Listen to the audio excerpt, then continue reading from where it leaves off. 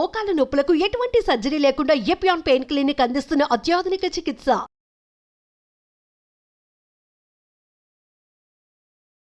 నమస్తే, welcome to Suman TV.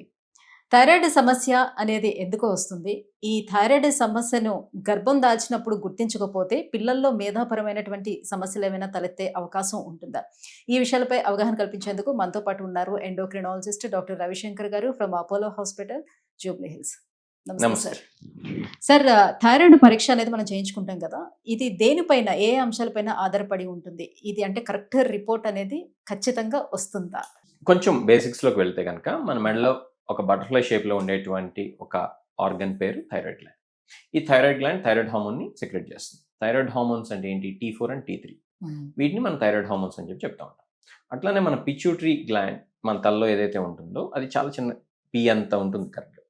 అది TSH అనేటువంటి హార్మోన్ని రిలీజ్ చేస్తుంది. అది థైరాయిడ్ గ్లాండ్ మీద పనిచేస్తుంది. ఇది సింప్లిఫైడ్ వర్షన్ అనమాట. సో TSH అనేది ఏమో పిట్యూటరీ గ్లాండ్ నుంచి వస్తుంది, అది థైరాయిడ్ గ్లాండ్ మీద పనిచేస్తుంది. అప్పుడు థైరాయిడ్ గ్లాండ్ T4 T3 అనేటువంటి థైరాయిడ్ హార్మోన్స్ని రిలీజ్ చేస్తుంది. ఈ థైరాయిడ్ హార్మోన్స్ ఏం చేస్తాయంటే మన శరీరంలో రకరకాలైనటువంటి ఆర్గన్స్ మీద రకరకాలైనటువంటి ఎఫెక్ట్స్ చూపిస్తూ ఉంటాయి. మన బాడీ మెటబాలిజం సరిగ్గా ఉండేది చూస్తాయి. ఇన్ సింపుల్ టర్మ్స్, ఈ థైరాయిడ్ హార్మోన్ కనుక ఎక్కువైతే కూడా సమస్య, తక్కువైతే కూడా సమస్య. ఈ థైరాయిడ్ హార్మోన్ తక్కువైతేనేమో మనం హైపోథైరాయిడిజం అని చెప్తా ఉంటాం. థైరాయిడ్ హార్మోన్ ఎక్కువైతేనేమో హైపర్ థైరాయిడిజం అని చెప్తాం. హైపోథైరాయిడిజం వల్ల వచ్చేటువంటి సిమ్టమ్స్ మనం తీసుకున్నట్లయితే tiredness, weight gain, constipation, dry skin, అట్లానే ఆడవాళ్ళు అయితే కనుక menstrual irregularities, infertility problems, okay, ఇట్లా రకరకాల, ఇంకా అసలు పూర్తిగా కనుక ట్రీట్ చేయకుండా వదిలేస్తే కనుక కోమాలోకి వెళ్ళిపోతూ ఉంటారు. వీటన్ని అంటే ఇంకా చాలా ఉన్నాయి సిమ్టమ్స్, సమయాభావం వల్ల నేను అన్నీ చెప్పను. సో ఇవి hypothyroid symptoms. Hyper thyroid symptoms అయితే కనుక రివర్స్ ఉంటాయి. Everything goes fast. అంటే ఏంటి? ట్రెమర్, వణుకుంటాం, ఓకే, పాల్పిటేషన్స్, గుండె దడగా ఉంటాం, చెమటలు ఎక్కువ పడతాం, హీట్ ఇంటాలరెన్స్, అంటే వేడి బాగా ఎక్కువగా ఉన్నట్టు అనిపిస్తూ ఉంటుంది వీళ్ళకి. ఫీవర్ వచ్చి సన్నంగా అయిపోతుంది, బాగా వెయిట్ లాస్ ఉంటుంది. వీళ్ళలో కూడా మెన్స్ట్రువల్ ఇర్రెగ్యులారిటీస్ రావచ్చు, ఇన్ఫర్టిలిటీ సమస్యలు ఉండొచ్చు, బోన్స్ థిన్ అయిపోయి ఉండొచ్చు, హార్ట్ రేట్ చాలా ఫాస్ట్గా ఉండొచ్చు, ఎటల్ ఫిబ్రిలేషన్ లాంటివి ఉండొచ్చు, హార్ట్ ఫెయిల్యూర్ ఉండొచ్చు, ఇట్లా పెద్ద లిస్టే ఉంది. సో ఈ సమస్యల్లో కొన్ని సమస్యలు కొంతమందిలో మేనిఫెస్ట్ అవ్వచ్చు. అప్పుడు హైపర్ థైరాయిడిజం ఉందా అని చెప్పి మనం తెలుసుకోవాలి. సో మీరు అడిగినటువంటి సమస్య విషయానికి వచ్చినట్లయితే ఫస్ట్ 18 వీక్స్లో ఫీటస్ తన యొక్క సొంత థైరాయిడ్ హార్మోన్ తనకు ఉండదు. ఫీటస్కి మదర్ నుంచి మాత్రమే థైరాయిడ్ హార్మోన్ వెళ్తుంది. ఇది ఫస్ట్ 18 వీక్స్లో. కాబట్టి ఫస్ట్ 18 వీక్స్లో బ్రెయిన్ డెవలప్మెంట్ కానీ, బాడీలో ఉండేటువంటి ఆర్గన్స్ కానీ ఫీటస్ డెవలప్ సరిగ్గా చేసుకోవాలి అని అంటే థైరాయిడ్ హార్మోన్ సరిగ్గా ఉండాలి. థైరాయిడ్ హార్మోన్ సరిగ్గా ఉండాలంటే ఏంటి? మదర్లో థైరాయిడ్ హార్మోన్ సరిగ్గా ఉండాలి. ఫీటస్కి సరైనటువంటి థైరాయిడ్ హార్మోన్ లభించాలి అంటే. మదర్లో కనుక ఏ కారణం చేతైనా కనుక థైరాయిడ్ హార్మోన్ సరిగ్గా లేకపోతే ఇప్పుడు ఆటోమేటిక్గా ఫీటస్ కూడా థైరాయిడ్ హార్మోన్ సరిగ్గా ఉంది, ఎస్పెషల్లీ ఫస్ట్ 18 వీక్స్. కాబట్టి మనం ఏం చేయాలి? అమ్మకి కనుక హైపోథైరాయిడిజం ఉన్నట్లయితే ఎట్టి పరిస్థితుల్లో మనం దాన్ని చాలా జాగ్రత్తగా ట్రీట్ చేసుకోవాలి ప్రెగ్నెన్సీ. లేనట్లయితే ఫీటస్ కూడా సరైనటువంటి థైరాయిడ్ హార్మోన్ ఉండదు. థైరాయిడ్ హార్మోన్ కనుక లేనట్లయితే కనుక మీరు చెప్పినటువంటి లో IQ రావచ్చు. అలానే వేరే సమస్యలు కూడా రావచ్చు. ఎలా అంటే మిస్క్యారేజ్ రేట్ ఎక్కువగా ఉండొచ్చు, ముఖ్యంగా ప్రీటర్మ్ లేబర్ రిస్క్ ఎక్కువగా ఉండొచ్చు. కాబట్టి ఇటువంటి సమస్యలన్నీ ఉంటాయి. కాబట్టి హైపోథైరాయిడిజం కొత్తగా బయటపడినా, లేకపోతే బార్డర్ లైన్ హైపోథైరాయిడిజం ప్రెగ్నెన్సీలో బయటపడినా, లేదా అంతకుముందు ఉన్నటువంటి హైపోథైరాయిడిజం అప్పుడు బాగా ట్రీట్మెంట్ ఇచ్చి అన్ని లెవెల్స్ బాగున్నా కూడా మనం ప్రెగ్నెన్సీ టైంలో మాత్రం ఎక్స్ట్రా ప్రికాషన్స్ తీసుకోవాలి, డోసెస్ అడ్జస్ట్ చేసుకోవాలి. అలా చేయనట్లయితే కనుక ఇంతకుముందు మనం చెప్పుకున్నటువంటి ప్రాబ్లమ్స్ ఈ ఫీటస్కి వచ్చేటువంటి అవకాశం ఉంటుంది. ఓకే, జనరల్గా మనం చూసేది ఎక్కువగా హైపోథైరాయిడిజం ఎక్కువగా చూస్తుంటాం కదా, హైపర్ కన్నా. హైపర్ థైరాయిడిజం ఫార్చునేట్లీ రేర్, అంటే అసలు ఉండదని కాదు, హైపోథైరాయిడిజంతో పోలిస్తే చాలా రేర్. మనం కనుక టోటల్ ప్రపోర్షనేట్ కేసెస్ కనుక చూసినట్లయితే hyper thyroidism less than 1%. Hypothyroidism కనుక చూసినట్లయితే లేడీస్లో ఎక్కువగా ఉంటుంది. ఏ థైరాయిడ్ సమస్య అయినా లేడీస్లో ఎక్కువగా ఉంటుంది. ఈ యొక్క హైపోథైరాయిడిజం అనేది ఆల్మోస్ట్ 5 to 15% కనిపిస్తూ ఉంటుంది. ఇది in some form or the other. Sub clinical hypothyroidism అంటే బార్డర్ లైన్. హైపర్ థైరాయిడిజం అనేది ఫార్చునేట్లీ చాలా తక్కువ మందిలో మాత్రమే ఉంటుంది, లెస్ దెన్ 1%. హైపోథైరాయిడిజం విషయానికి వచ్చినట్లయితే ఇది చాలా మందిలో ఉంటుంది. ఆల్మోస్ట్ 5 to 15% ఆఫ్ ఉమెన్లో ఏదో ఒక ఫామ్లో ఉంటుంది. ఏదో ఒక ఫామ్ అంటే ఏంటి? ఓవర్ట్ హైపోథైరాయిడిజం కానీ, లేదా బార్డర్ లైన్ అంటే సబ్ క్లినికల్ హైపోథైరాయిడిజం కానీ సుమారు 5 నుంచి 15% మందిలో ఉంటుంది. అంటే ఏంటి? ఎవ్రీ 10 ఉమెన్ తీసుకున్నట్లయితే మనం వాళ్ళలో ఎవరో ఒకళ్ళు కనీసం ఏదో ఒక రకంగా థైరాయిడ్ ప్రాబ్లం ఉండొచ్చు. హైపోథైరాయిడిజం కావచ్చు, సబ్క్లినికల్ హైపోథైరాయిడిజం కావచ్చు, ప్రెగ్నెన్సీలో ఆ border line thyroid blood test రావడం కావచ్చు. అంటే అంత కామన్ అనమాట థైరాయిడ్ ప్రాబ్లమ్స్ అనేవి. అంటే ముఖ్యం మదర్కి ఇప్పుడు థైరాయిడ్ ఉంది అని అంటే పుట్టే పిల్లలకి కూడా వచ్చే అవకాశం ప్రతి ఉంటుందా? ఒక్కరికి ఉండాలని లేదు. కాకపోతే పేరెంట్స్ లో కనుక హైపోథైరాయిడిజం ఉన్నట్లయితే మీరు చెప్పినట్టు పిల్లలకు కూడా హైపోథైరాయిడిజం అట్ సమ్ పాయింట్ వచ్చేటువంటి రిస్క్ కొంచెం ఎక్కువగా ఉంటుంది. అంత మాత్రాన పేరెంట్స్ లో లేనంత మాత్రం పిల్లల్లో రాకూడదని కాదు.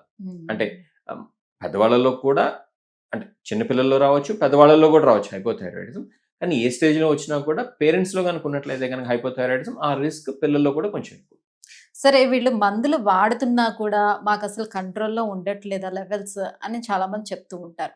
దానికి వీళ్ళు చేస్తున్నటువంటి మిస్టేక్స్ ఏమైనా ఉంటాయా? దేని వల్ల అది కంట్రోల్ అవుతుంటారు? ఒకటి, అంటే చాలా మిస్టేక్స్ జరగచ్చు. ఒకటి సెల్ఫ్ మెడికేషన్, సొంతంగా వీళ్ళే డోసెస్ అడ్జస్ట్ చేసుకుంటాం. అది చాలా మంది చేస్తూ ఉంటారు.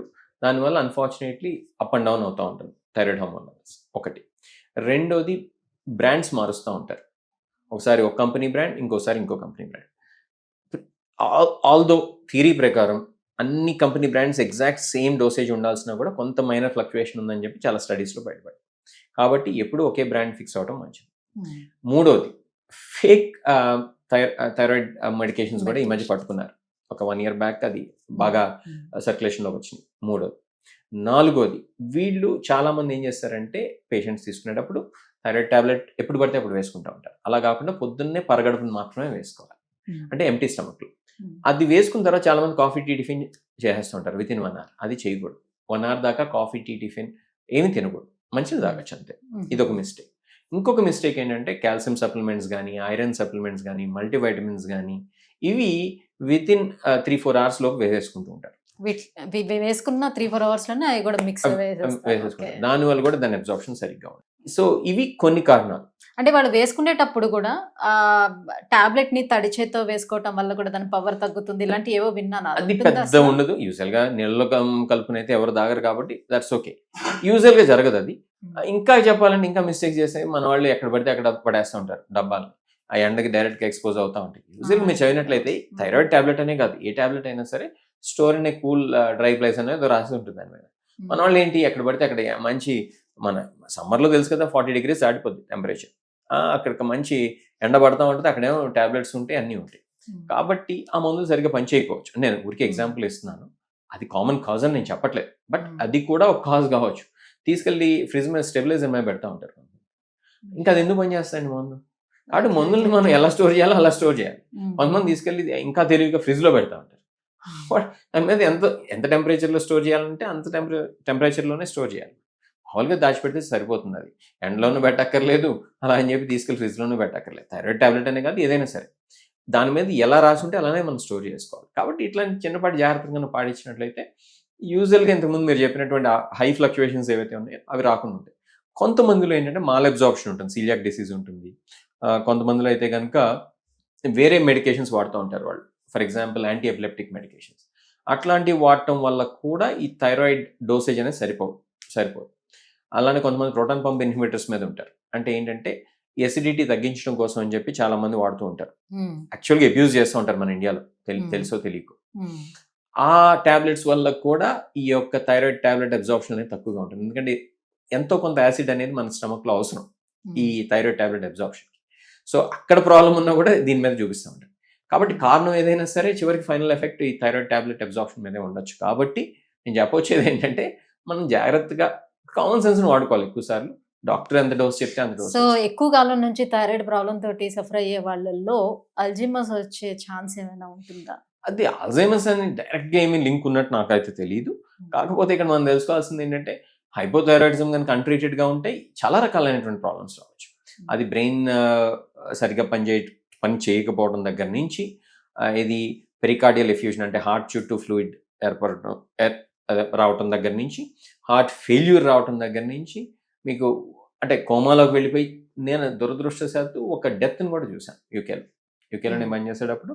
అన్ఫార్చునేట్లీ ఒక సైకోసిస్ ఉన్నటువంటి ఒక లేడీ, ఆమె టాబ్లెట్స్ తీసుకుంటే మానేసింది. మేము అడ్మిట్ చేసి ఇచ్చేవాళ్ళం. ఇది అక్కడ ఉన్నటువంటి కొన్ని సెక్షన్స్ వాడుకొని బలవంతంగా ఇచ్చేవాళ్ళం. బట్ ఒక స్టేజ్ తర్వాత ఆమె ఫాలోఅప్ అసలు పూర్తిగా పోయింది. She stop taking the tablets all together and she unfortunately died.